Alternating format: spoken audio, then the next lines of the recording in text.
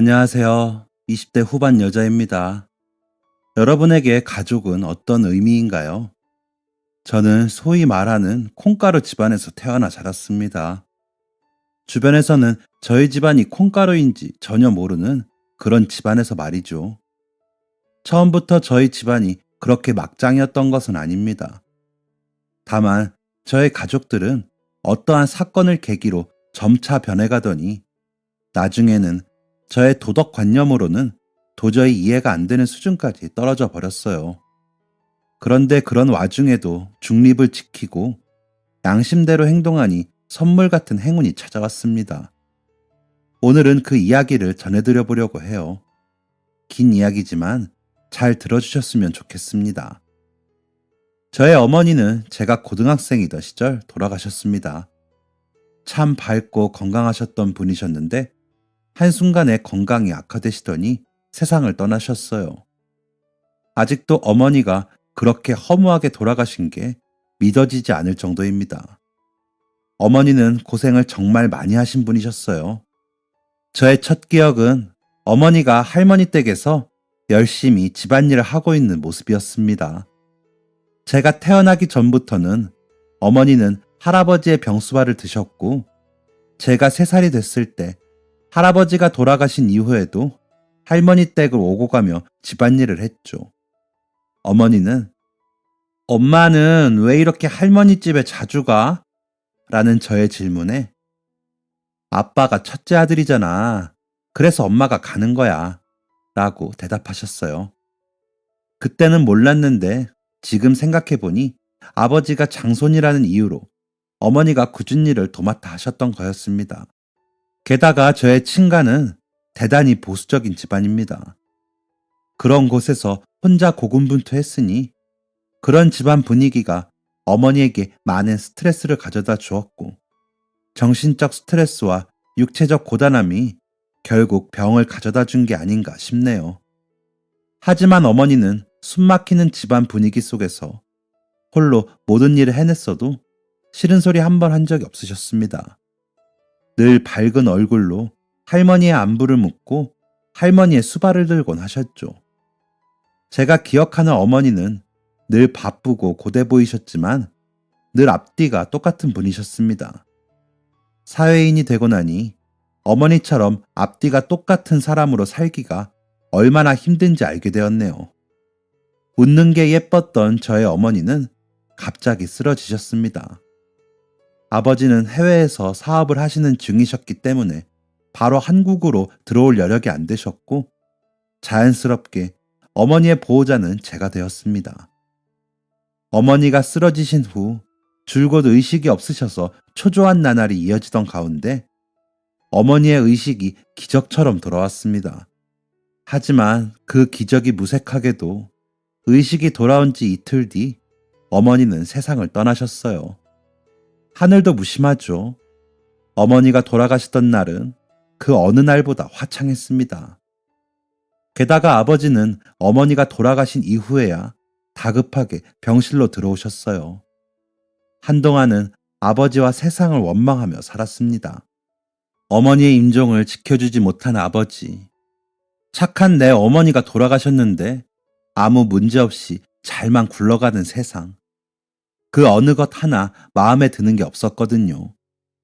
아버지는 장례를 치른 지 얼마 되지 않아 다시 해외로 나가셨고, 돌봐주는 사람들 없이 학교도 제대로 가지 않고 매일 방에 틀어박혀 살기 몇 달째가 되던 날, 문득 잊고 있던 어머니의 유언이 생각났습니다. 사람에게는 사람의 도리가 있는 거야. 그때마다 마땅히 지켜야 할 도리를 하고 살아. 나중에 다시 만나자. 엄마가 너무 일찍 떠나서 미안해. 거울을 보니 사람인지 짐승인지 모르겠는 물체가 서 있는 것이 보였어요. 저는 그 길로 벌떡 일어나 몸 단장을 하고 돼지우리 같은 집을 치웠습니다. 그리고 학생의 본분을 다하기 위해 열심히 공부했어요. 그렇게 고등학교 1년과 재수기간 1년을 보낸 저는 서울에 있는 이름 있는 대학에 입학하게 되었습니다. 대학에 입학하고 나니 거취가 문제더군요. 저는 당연히 자취를 하거나 기숙사를 갈 생각이었는데 아버지에게 이 이야기를 하니 아버지는 뜻밖의 말씀을 하셨습니다. 아빠가 해외에 있다 보니까 너가 무슨 일이 있으면 바로 챙겨줄 수가 없어.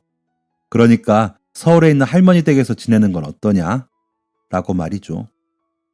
저는 아버지가 저의 안전을 신경 쓰고 있었다는 게 너무 놀라워서 얼떨결에 할머니 댁에서 살기로 결정하게 되었습니다. 할머니는 어머니가 돌아가신 이후로 다른 자식들이 많이 살고 있는 서울로 이사하신 지 오래였어요. 혼자 살고 계신 할머니 댁으로 찾아간 저는 놀람을 금치 못했습니다. 할머니 댁은 정말 허름한 곳이었어요. 방 한 칸짜리 원룸에 제대로 된 가구도 없었습니다. 의아했어요. 친가 쪽은 부유한 편이었거든요. 오랜만에 만난 저를 반갑게 맞아주신 할머니는 방 한편에 제 자리를 마련해두고 있으셨습니다. 그러면서 말씀하셨어요. 너가 와서 기쁘긴 하다만 사실 할미는 지금 사는 게 이렇다. 너네 아빠한테 말하지는 말아다오. 할머니에게 듣게 된 전말은 이러했습니다. 애초에 할머니가 사시던 아파트는 아버지가 전세로 구해준 집이었습니다. 아버지에게는 총 5명의 동생이 있는데 그중 막내 동생이 갑작스럽게 빚이 생겨 할머니에게 아파트 전세금을 달라고 한 것이었죠.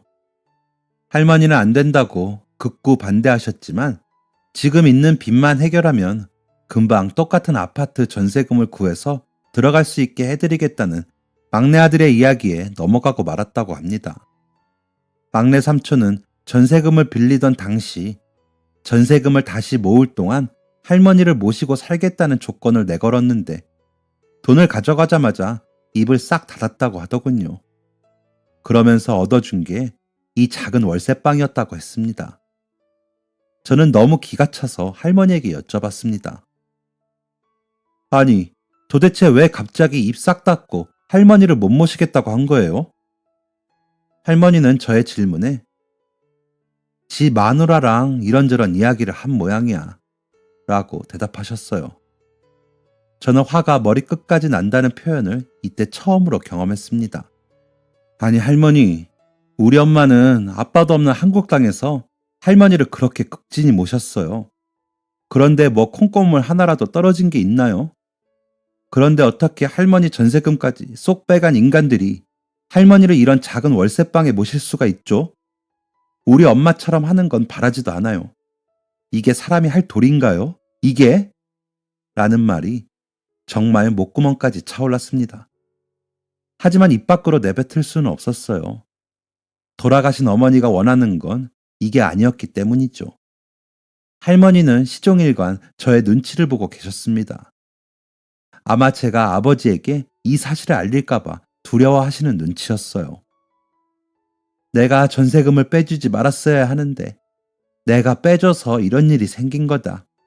이 이야기 네 아비가 알면 형제간에 분란밖에 더 나겠냐? 라고 은근슬쩍 아버지에겐 비밀로 해달란 티를 내셨죠. 저는 할머니에게 절대 아버지에게 말씀드리지 않겠다고 약속했습니다. 정말 그렇게 했냐고 물으신다면 아니요. 할머니가 지내시던 곳은 도저히 노인이 살만한 곳이 아니었어요. 엘리베이터도 없는 4층 옥탑방은 관절이 약한 할머니에게 무리가 됐고 집 곳곳에 쓸어있는 곰팡이는 기관지 건강에도 유해해 보였습니다. 저는 할머니에게 약속한 그 길로 나가 아버지에게 전화를 드렸습니다. 물론 이 이야기를 들은 아버지는 매우 분노하셨지만 이런 상황에서 형제들끼리 싸우는 건 연로하신 할머니에게 스트레스만 될 뿐이다 라는 저의 말에 화를 가라앉히셨어요. 아버지는 저에게 어떻게 해주길 바라냐고 물으셨고 저는 현재 할머니 통장으로 들어가는 할머니의 용돈을 제 통장으로 돌려주길 부탁드렸습니다. 할머니와의 대화 중에 아버지가 할머니에게 보내드리는 용돈이 모두 막내 삼촌을 비롯한 다른 형제들에게 들어가고 있다는 것을 알게 되었거든요. 아버지는 알겠다고 대답하시며 바로 저에게 70만 원을 송금해 주셨습니다.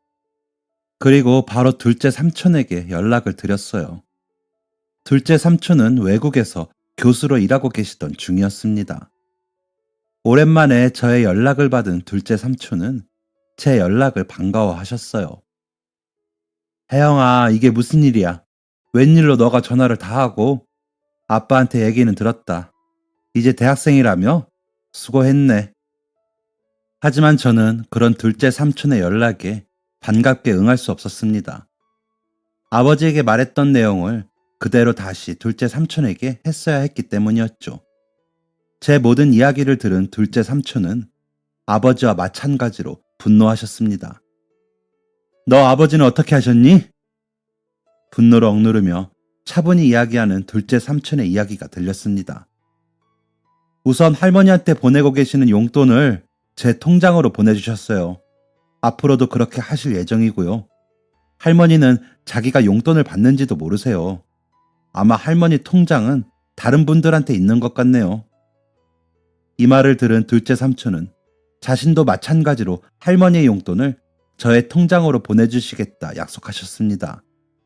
그렇게 저는 바로 부동산에 찾아가 좀 더 괜찮은 1층 투룸 월세방을 구했습니다. 할머니는 갑작스러운 이사에 제가 아버지에게 얘기라도 한 게 아닌가 놀라셨지만 거기가 너무 바가지가 심했더라고요. 같은 월세금으로도 더 나은 집으로 갈 수 있게 됐어요. 라는 저의 말에 수긍하셨습니다. 이때 확실히 느꼈어요. 할머니는 시골에서 자식 5을 낳아 기르시며 평생을 집에서만 사신 세상 물정 모르는 어른이라는 것을 말이죠. 할머니가 너무 안타까웠습니다. 이래서 어머니가 할머니를 극진히 모셨나 싶었어요. 저는 학교를 마치고 집으로 들어갈 때면 할머니가 드셔보신 적 없을 것 같은 디저트나 맛있는 음식을 사가고 주말이 되면 할머니를 모시고 동네 마실을 나갔습니다. 이사를 간 지 한 달 후 전집에 월세를 보내는 날 막내 삼촌에게 연락이 왔습니다. 혜영아, 너 우리 어머니 데리고 이사 갔니? 네, 아무래도 저랑 할머니랑 단둘이 살기는 힘들 것 같아서요. 아니, 그러면 너는 삼촌한테 얘기를 좀 해야지. 혹시 역시나 전세금에 대한 이야기를 저희 아버지가 아실까봐 눈치 보는 게 뻔히 보이더군요. 아버지는 모르세요. 할머니가 절대 비밀로 해달라고 부탁하셔서 그냥 아버지가 저한테 주시는 월세 비용 써서 나왔어요. 막내 삼촌도 원래 내던 월세금 정도는 보태주실 수 있으시죠? 저는 솔직히 이때까지만 해도 막내 삼촌에 대한 조금의 기대가 있었어요. 그런데 막내 삼촌은 그 기대를 완전히 깨부수더군요. 아니 뭐 굳이 그럴 필요가 있냐? 너도 너네 아빠한테 받는 돈이 넉넉하니까 그렇게 했겠지. 뭐 정 필요하면 삼촌이 용돈 정도는 보내줄게. 수고해라. 말 같지도 않은 말을 쏟아내듯이 전화를 끊은 막내 삼촌이 저에게 보내준 돈은 고작 5만 원이었습니다. 저는 화가 나서 할머니 월세가 17만 원 아니었나요? 그런데 왜 5만 원만 보내세요? 양심이 있으면 할머니 전세금 빼간 거 돌려놓을 때까지는 책임지셔야 하는 게 아닌가요? 라는 내용의 문자를 남겼습니다. 그런데 놀랍게도 그 문자에 반응한 사람은 둘째 고모였어요. 둘째 고모는 평생 전화 한 통 안 하다가 저에게 전화해서 야, 너 무슨 못 빼어먹은 태도야? 어딜 막내 삼촌한테 이따위 말버릇을 해? 라며 대뜸 화를 내셨습니다. 제가 뭘 잘못했나요? 전부 맞는 말이고 제가 아버지한테 전세금 관련된 이야기를 안 하는 것만으로도 다행스럽게 생각하셔야죠. 사실 어른한테 이렇게 말하면 안 된다는 걸 잘 알고 있습니다. 하지만 누가 봐도 막내 삼촌과 공조해서 할머니 전세금을 빼간 둘째 고모에게 좋은 말이 나가지 않았어요. 또 이렇게 할머니 대신 싸워줄 사람이 없으면 누가 할머니를 제대로 보살필까 라는 생각에 더 강하게 나간 것도 있습니다. 지금까지 한국에 있는 아버지의 형제들이 얼마나 할머니를 만만하게 보고 이용해 먹을 생각만 했을지 눈에 훤히 보였거든요. 둘째 고모는 아버지 이야기가 나오자 확실히 수그러드는 게 보였습니다. 저는 전세금 다시 메꿀 수 있게 되면 연락 주세요. 그 전까지는 연락 안 받겠습니다. 라고 말하고 전화를 끊으려고 했습니다. 그런데 잠깐만. 그러면 너네 아빠랑 둘째 오빠가 보내주는 용돈은 어떻게 된 거니? 그거 혹시 너가 받는 거야? 라는 날카로운 목소리가 들렸어요. 네. 그걸 왜 너가 가지고 가? 엄마 자식은 우린데. 이 전화를 하던 도중 저는 우리 집은 콩가루 집안이다라는 사실을 확실히 인정하게 됐습니다. 그리고 다짐했어요. 콩가루에게는 콩가루로 대처하겠다고 말이죠. 저는 더 들을 것도 없는 궤변을 차단하고 학교 생활에 집중했습니다. 중간중간 할머니를 모시고 놀러가고 건강검진을 가는 것도 잊지 않았죠. 그렇게 제가 대학교 4학년이 됐을 때 갑작스럽게 아버지가 돌아가셨습니다. 심장마비였다고 했어요. 어머니만큼 갑작스러운 아버지의 부고 소식은 충격적이었지만 고등학생 때만큼 큰 충격은 아니었습니다. 분주히 해외에서 돌아가신 아버지를 수습하고 한국에서 장례를 치르고 모든 걸 처리하려다 보니 저는 학교를 1년 동안 휴학해야 했어요. 꼭 그것 때문에 휴학을 한 건 아니었습니다. 부모를 모두 잃었다는 상실감은 생각보다 크더군요. 마음을 정리할 시간이 필요했습니다. 물론 할머니 또한 자식을 잃은 슬픔에 큰 상실감을 겪으셨고 몸도 많이 약해진 상태였어요. 그런 할머니는 어느 날 저의 손을 꼭 잡으시고는 산 사람은 살아야지. 넓은 데로 나가서 많이 보고 훌훌 털고 와. 라는 이야기를 하셨습니다. 어디 나가서 여행이라도 하고 오라는 의미였죠. 한 달 정도의 고민과 늙은이 때문에 젊은이의 인생이 막히면 눈을 편히 못 감는다. 라는 할머니의 설득 끝에 저는 간병인을 모셔두고 해외로 반년 정도 떠나기로 했습니다. 당시 할머니는 기력이 많이 쇠하셔서 병원을 자주 왔다 갔다 하셔야 했거든요. 간병인님은 굉장히 친절하시고 좋은 분이셨어요. 할머니와도 친한 친구처럼 잘 지내셨죠. 아마 우리 어머니가 살아계신다면 딱 저 나이 때의 저 모습이 아닐까 싶을 정도로 할머니에게 잘하셨습니다. 그렇게 좋은 분에게 할머니를 잘 맡겼다는 생각으로 마음 한편을 가볍게 하고 해외로 떠났는데 해외로 간 지 한 달도 채 안 돼서 한국에 돌아오게 되었습니다. 바로 아버지의 형제들 때문이었어요. 급하게 간병인님의 연락을 받고 돌아간 할머니 집은 아주 난장판이었습니다. 집에는 이리저리 뒤진 흔적이 있었고 할머니는 상실감 가득한 표정으로 멍하니 앉아 계셨어요. 어떻게 된 거냐고 묻기도 전에 집 문을 쾅쾅거리는 소리가 들렸습니다. 간병인님은 어쩔 줄 몰라 하며 저에게 말씀하셨어요. 며칠 전부터 저러세요. 문을 부술 것 같아서 열어주면 들어와서 이리저리 뒤지고 자꾸 뭘 내놓으라고 해요. 더 들을 필요도 없었습니다. 저희 아버지가 남긴 유산을 내놓으라는 거였겠죠. 저는 그 길로 바로 문을 열었습니다. 문 앞에는 깜짝 놀라서 서 있는 2명의 고모와 막내 삼촌이 있었습니다. 집으로 들어선 세 사람의 주장은 이것이었어요. 너가 나이가 아직 어리니 더 클 때까지 우리가 네 아빠의 유산을 맡아주겠다. 말이 안 되는 소리였죠. 그렇게 세 사람을 쫓아낸 후 저는 마음 편히 해외로 나갈 수 없었습니다. 왜냐하면 제가 돌아온 직후부터 할머니에게서 치매 증상이 나타났기 때문이었죠. 어느 순간부터 할머니는 잠자는 시간이 길어지셨습니다. 하루 종일 말 한마디 안 하시는 날도 생겼고 그렇게 좋아하시던 간병인님과도 대화하지 않으셨죠. 마치 우울증에 걸린 사람처럼 무기력하게 잠만 자고 아무것도 하지 않는 시간이 길어졌습니다. 저는 할머니의 기분이 나아지도록 별의별 노력을 다 했지만 큰 효과는 보지 못했습니다. 하지만 어느 순간 할머니의 무기력증은 사라졌고 저는 단순히 자식들이 돈 때문에 난리 피우는 걸 보셨으니 그 충격으로 마음이 힘드셨나 보다 라고 생각하고 말았습니다. 그런데 할머니의 이상 증세는 이제부터 시작되었어요. 한 번은 날이 좋아서 할머니를 모시고 밖으로 나갈 참이었습니다. 할머니에게 외출 준비를 하시라고 말씀드리고 저도 나갈 준비를 하는데 할머니가 대뜸 들어오시더니 저에게 이렇게 말씀하셨습니다. 혜영아, 이상하다. 왜 옷장에 겨울옷이 없지? 내가 옷 정리를 안 했나? 저는 깜짝 놀랐어요. 왜냐하면 당신은 한여름이었거든요. 겨울옷이 옷장에 있을 리 만무했습니다. 또 할머니는 그나마 있는 얇은 옷들을 이리저리 껴입은 상태였어요. 저는 할머니에게 할머니, 그게 무슨 말씀이세요? 지금 한여름이에요.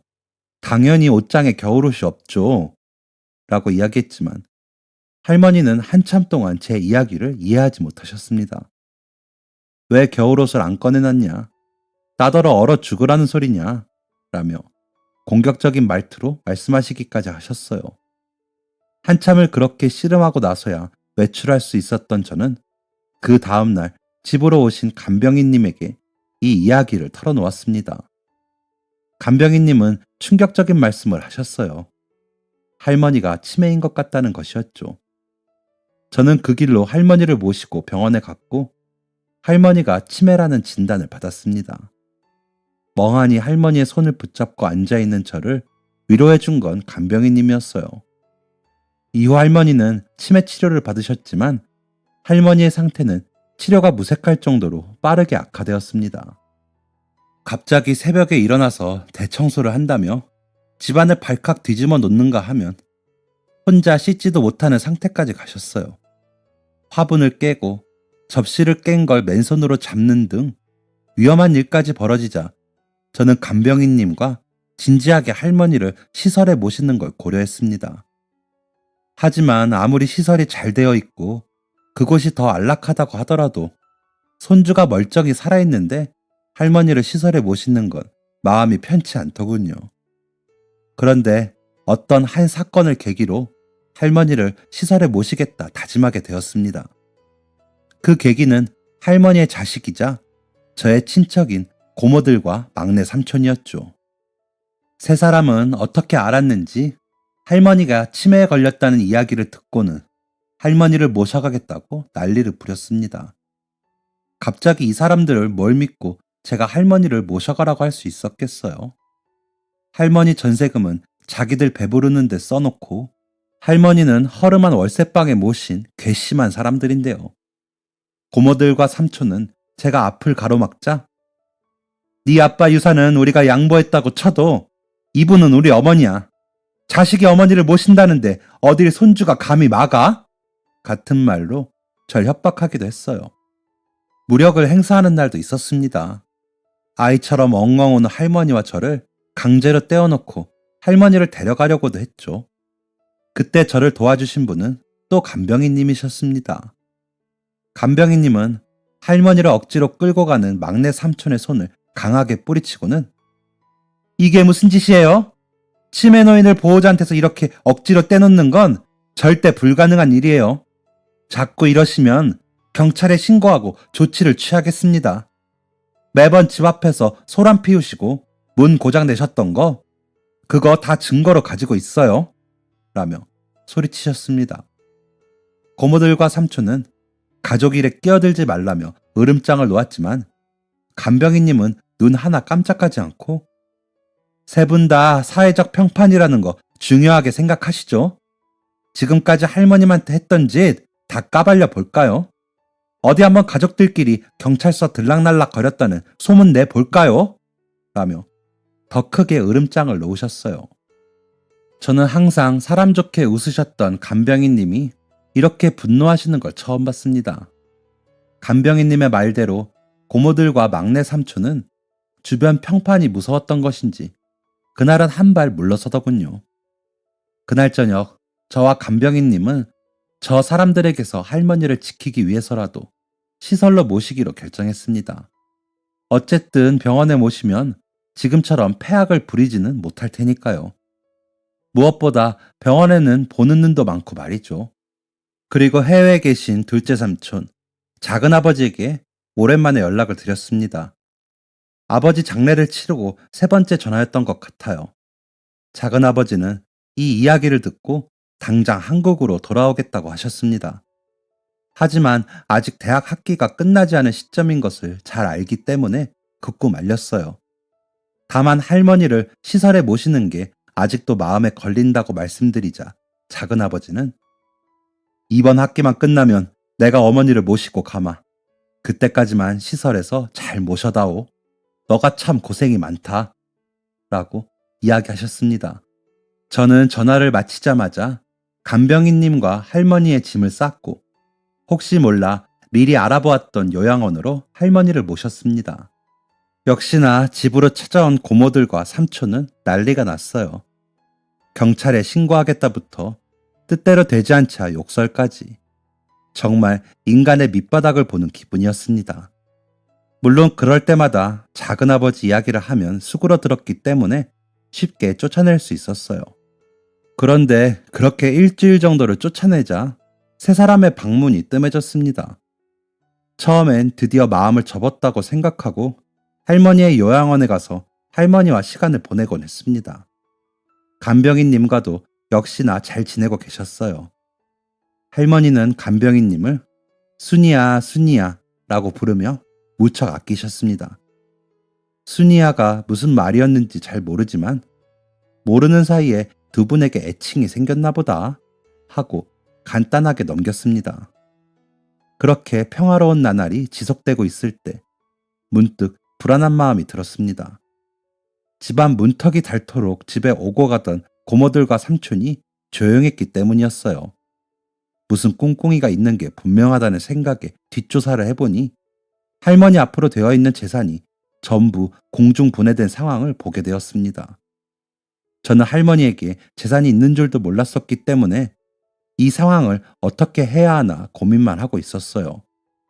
별의 별일을 다 겪은 저였지만 그때 당시 저의 나이는 고작 24살이었습니다. 결국 저는 작은아버지에게 전화를 드렸고 할머니의 재산이 공중 분해된 상황을 모두 알려드렸죠. 그런데 작은아버지는 생각보다 담담하셨어요. 모든 걸 예상했다는 듯이 말씀하셨죠. 그러고는 이 이상부터는 내가 알아서 할 테니까 너무 걱정하지 마라. 너가 생각하는 일은 안 일어날 거야. 그저 내가 갈 때까지 어머니 잘 부탁드린다. 라는 말씀만 남기셨어요.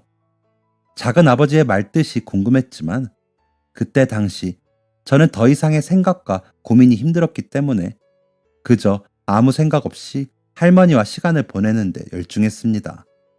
왜냐하면 제 눈앞에 있는 할머니는 곧 꺼질 듯한 촛불과도 같이 보였거든요. 시간은 흐르고 흘렀고 애석하게도 할머니의 상태는 나아지지 않았습니다. 이제 할머니는 스스로 대소변도 가릴 수 없는 상황이 되셨어요. 할머니는 그저 누워 간병인님을 보며 순이야, 순이야 만 거듭 말씀하실 뿐이었습니다. 또 뭔가가 불편하시면 악소리를 지르시며 발버둥을 치시기도 하셨어요. 물건을 집어 던지는 경우도 허다했죠. 점점 상황이 심각해지고 할머니가 던진 물건에 간병인님이 맞아서 다치기까지 하자 저는 진지하게 간병인님에게 일을 그만두셔도 괜찮다고 말씀드렸습니다. 하지만 간병인님은 또다시 사람 좋은 미소로 괜찮아요. 이게 제 일인걸요. 할머니가 돌아가실 때까지만 제가 잘 모실게요. 걱정 마세요. 라고 오히려 저를 위로하셨습니다. 주변을 둘러보면 간병인과의 문제로 속 썩는 분이 굉장히 많던데 저는 단 한 번도 그런 적이 없었습니다. 오히려 제가 송구할 정도로 간병인님은 할머니에게 잘하셨어요. 그렇다고 월급이 다른 분들에 비해 많았던 것도 아니었는데 말이죠. 그래서 어느 날은 간병인님에게 물었습니다. 그 할머니가 자꾸 순이야라고 하시던데 대체 무슨 의미인가요? 할머니가 간병인님 별명이라고 만들어주신 건가요? 그러자 간병인님은 글쎄요, 자식들 중에 순이라는 사람이 있는 게 아닐까요? 라고 말씀하셨죠. 그런데 아무리 생각해도 아버지의 형제 중에는 순이라는 사람이 없었습니다. 저희 고모 중에는 순이라는 사람이 없는데요. 그러자 간병인은 어릴 때는 별명으로 부르기도 하니까요. 순이, 부르기 쉽고 입에 잘 달라붙고 아마 고모님 중 한 분 어릴 적 별명이 아닐까요? 라고 대답해 주셨습니다. 그럴듯한 이야기에 그런가 보다 라고 생각한 저는 간병인님이 할머니에게 너무 잘하셔서 할머니가 자식을 보듯이 마음문을 여신 것 같다는 나름의 결론을 내리게 되었어요. 그렇게 하루하루가 지나고 첫눈이 올락말락할 즈음 작은아버지가 오셨습니다. 작은아버지는 공항에 마중 나온 저를 보자마자 눈물을 흘리시며 절 꼭 껴안으셨어요. 고생했다. 고생했어. 네가 이렇게 자꾸 어린데 무슨 고생이니? 저는 작은아버지를 모시고 할머니에게 찾아갔습니다. 어머니! 할머니를 부르는 작은아버지의 목소리는 떨리고 있었어요. 아마 오랫동안 어머니를 찾아오지 못한 아들로서의 죄책감 때문이었을 겁니다. 고개를 돌려 작은아버지의 얼굴을 확인한 할머니는 환하게 웃으며 우리 서방 왔네? 라고 한마디를 남기셨어요. 그리고 그 말을 끝으로 할머니는 잠에 드셨습니다. 너무나 야윈 할머니의 손과 얼굴을 한참이나 쓰다듬던 작은아버지는 저를 데리고 나가 할머니의 재산에 대한 이야기를 하셨습니다. 요즘도 그 녀석들 너한테 찾아와서 재산 이야기 하니? 아니요. 그때 연락드린 이후로 연락이 없네요. 무슨 꿍꿍이가 있는 건지 불안하긴 했는데 괜찮다는 작은아버지 말만 믿고 기다리고 있었어요. 잘했다. 이것 좀 보렴. 이 말을 끝으로 작은아버지가 저에게 건넨 종이뭉치 안에는 할머니의 모든 재산을 수치화해서 정리해 놓은 내용과 할머니의 유언장 그리고 사후 재산 분배는 큰 아들에게 일임한다는 공증서류가 있었습니다. 또 그 뒤에는 사후 재산 분배를 동생 이상원에게 일임한다는 제가 본 적도 없는 아버지의 유언장이 있었어요. 이게 뭔가요? 형, 그러니까 너희 아버지가 죽기 한 달 전쯤 나한테 연락을 했다. 어머니가 유언장을 쓰셨는데 그 안에는 어머니의 모든 재산 내역이 적혀 있고 유산의 분배를 형에게 맡긴다는 내용이 있다고. 왜 나한테 이 이야기를 하냐고 했지. 그랬더니 요즘 감이 별로 안 좋아. 그래서 내가 잘못되면 너가 재산 분배를 맡아서 해라 는 말을 하더구나. 내 형이지만 예나 지금이나 감이 정말 좋은 양반이지. 어쨌든 공증 서류를 보면 알겠지만 현재 어머니의 유산 분배는 내 책임으로 되어 있어. 그리고 공중 분해됐다는 어머니의 유산은 이렇게 잘 정리가 되어 있지. 어머니가 세상 물정 모르셨어도 돈 관리는 정말 철저했던 분이거든. 아니, 어떻게 할머니는 이런 상황이 될 줄 알고. 형에게 어머니가 유언을 남기셨을 때를 돌아보니 너가 어머니를 모시고 산 지 딱 1년이 됐을 때더라. 그 사이에 무슨 일이 있었니? 그냥 별거 없었어요. 때 되면 꽃 구경 시켜드리고 맛있는 거 먹여드리고 또... 그래 됐다. 평생을 돌봤던 자식은 전세금까지 빼가고 모른 척하는데 그동안 제대로 챙겨주지도 못했던 손주가 이렇게 자라니 마음이 동하셨겠지. 그럼 지금 공중분해된 할머니 재산은 그 녀석들이 뭘 어떻게 하든 손 쓸 수 있는 건 없을 거야. 팔려고 해도 못 팔 거고 처분 자체가 안 된다. 그동안 너한테 어머니 맡기고 내가 한 게 그거야. 그러니 걱정 말렴.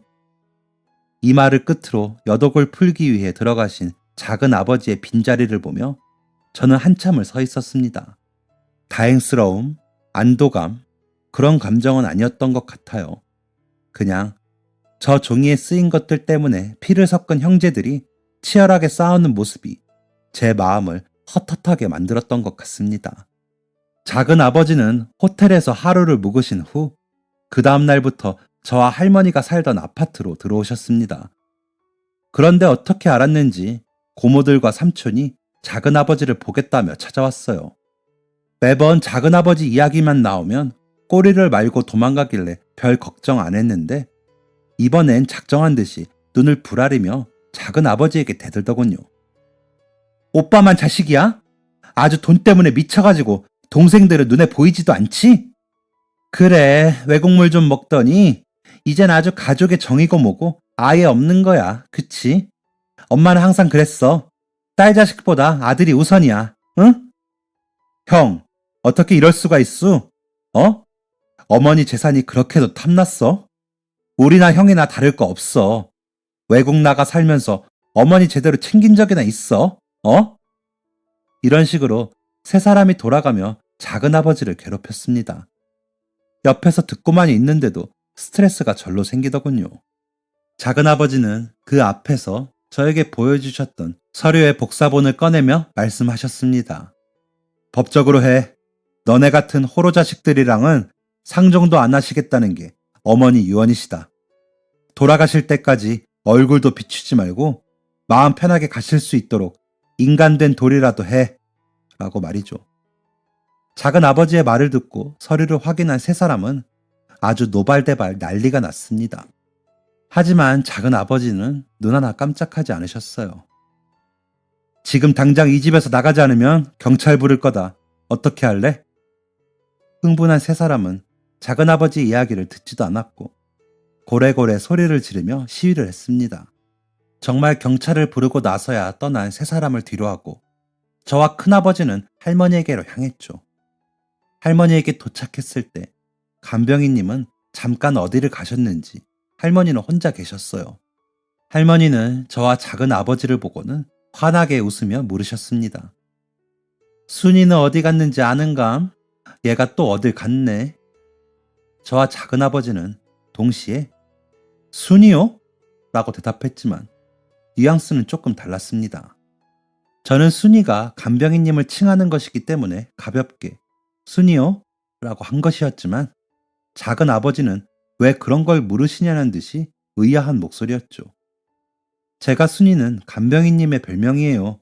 라고 설명해 드리기도 전에 작은 아버지는 어머니, 순이라뇨. 순이는 잃어버린 지 한참 됐잖아요. 라고 이야기하시고는 참 이해를 못 하시겠지. 라고 착잡한 표정을 지으셨습니다. 제가 무슨 상황인가 이해를 하기도 전에 나가셨던 간병인님이 돌아오셨어요.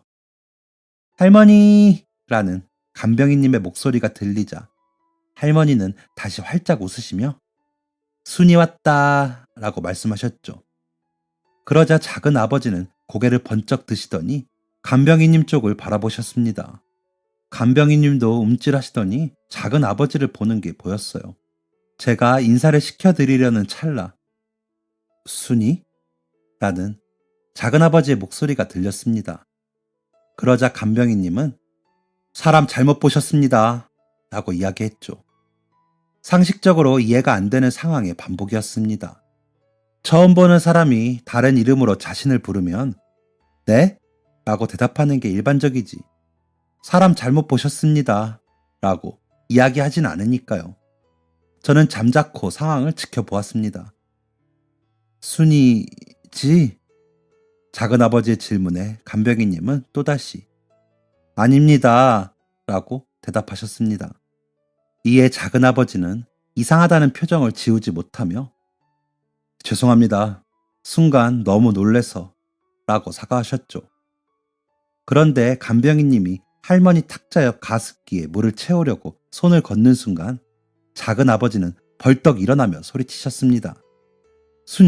순이잖아. 순이네. 저는 너무 깜짝 놀랐고 간병인님은 서둘러 걷어올린 소매를 내리셨어요. 아니라니까요. 순이가 누군데 이러시는 거예요. 그 손목에 별 모양 흉터, 순이잖아. 그런 흉터가 어디 흔합니까? 목에 있는 점도 그렇고 누가 봐도 우리 순인데 눈매도 딱 순이잖소. 그런데도 순이가 아니라고? 작은아버지의 목소리는 거의 울먹거리는 수준이었고 할머니는 그런 작은아버지의 소매를 잡으며 우리 순이 혼내지 마. 아직 애기야. 라고 작은아버지를 말리셨어요. 결국 작은아버지의 닭달에 간병인님은 눈물을 흘리고 마셨습니다. 그러면서 내뱉은 간병인님의 말은 충격적이었어요. 그래요. 내가 순이에요. 알고 보니 할머니에게는 5의 자녀가 아니라 6명의 자녀가 있었다고 합니다. 저희 아버지와 작은아버지, 그리고 그 밑에 딸 1명이 있었다고 하죠. 마을에 오랜만에 장이 섰던 날, 아들 2명과 딸 순이를 데리고 나간 할머니는 그곳에서 눈 깜짝할 사이에 딸을 잃었다고 합니다. 그게 바로 순이었죠. 백방으로 딸을 찾아다녀도 결국 딸을 찾을 수 없었던 할머니는 시리에 빠져 몇 년 동안 아무것도 못하며 살았고, 그렇게 5년이 지난 후에야 일상생활을 할 수 있게 되었다고 합니다. 그 이후 낳은 자식이 2 고모와 막내 삼촌이었다고 하죠. 순이 고모는 엄마를 잃어버린 후 부잣집에 입양되어 불행 중 다행으로 유복하게 살았다고 합니다. 하지만 평생을 버림받았다는 생각에 빠져 살았다고 했죠. 하지만 자신도 엄마가 되어 자식을 출가시킨 이유가 되자 버림받지 않았었을 수도 있다는 생각에 친부모를 찾게 되었고, 지금의 늙고 노쇠한 그리고 자식에게 외면당하는 자신의 어머니를 만나게 되었다고 합니다. 고모는 작은 아버지에게 이렇게 말했습니다. 엄마를 만나면 왜 나를 잃어버렸냐고, 그때 나를 찾기는 했냐고 흠씬 원망할 생각이었어. 그런데 어떻게 이런 엄마의 모습을 보고 그런 말을 해. 그럼 나타나자마자 너가 순이라고 이야기하지 왜 아무 말 안 했어? 어머니 돌아가실 때까지 비밀로 하려고 했던 거야? 라는 작은 아버지의 말에 순이 고모는 말할 수 없었어. 이 상황에서 내가 엄마 자식이라고 나타나봐. 나머지 자식들, 엄마 재산 가져가겠다고 혈안되어 있는 그 자식들이 내가 엄마 옆에 있도록 가만히 뒀겠어? 재산 빼돌리려고 왔다고 머리채 안 잡히면 다행이지. 나는 그냥 엄마 곁에 있는 것만으로도 다행이다 싶었어. 이렇게 모시다가 돌아가시면 고이 묻어드리고 나중에서야 내가 순이라고 밝히려고 했지. 라고 말씀하셨습니다. 저는 그제야 할머니가 순이 고모를 그렇게까지 아끼셨던 이유, 순이 고모가 할머니를 저렇게까지 할 수 있나 싶을 정도로 모셨던 이유를 알게 되었습니다. 할머니는 정신이 온전치 않은 상황에서도 간병인님이 자신의 잃어버린 딸이라는 걸 알고 계셨던 것이죠. 작은 아버지와는 유산에 대한 이야기를 하게 되었습니다. 작은 아버지는 내가 해외에 있어서 어머니도 제대로 못 돌봐드렸는데 이걸 내가 가지는 건 말이 안 된다. 너랑 순이가 나눠 가져라. 라고 말씀하셨어요. 하지만 순이 고모는 기함을 하시며 나 이 돈 필요 없어. 라고 이야기하셨습니다. 알고 보니 순이 고모의 재산은 어마어마하게 보였던 할머니의 재산이 소꿉장난 수준으로 보일 정도로 대단했습니다. 결국 2분은 모든 재산을 저에게 몰아주기로 결정하셨어요. 물론 아직 할머니가 돌아가신 게 아니기 때문에 극구 사양했지만 결국 그렇게 될 것으로 보이네요. 지금도 2 고모와 삼촌은 불티나게 할머니를 찾아오고 저와 작은아버지 그리고 순이 고모를 찾아옵니다. 특히 순이 고모를 가족으로 인정하지 않겠다는 말도 안 되는 이야기를 하지만 할머니와의 유전자 검사도 끝난 마당에 무슨 말을 할 수가 있겠어요. 저는 한국에 있는 순이 고모를 믿고 현재 외국에서 대학원 공부 중입니다. 아마 이곳에서 공부를 끝마치고 취업까지 할 것 같네요. 오늘도 간절하게 바라봅니다. 할머니가 행복하게 생을 마감하실 수 있도록 말이죠. 또 하나 더 바라봅니다. 제가 사람된 도리를 지키며 살 수 있기를요. 제가 저의 어머니의 마지막 바람을 지킬 수 있도록 말이죠. 지금까지 사연 들어주셔서 감사합니다. 사연이 재밌으셨다면 구독과 좋아요를 눌러주세요. 감사합니다. 안녕히 계세요.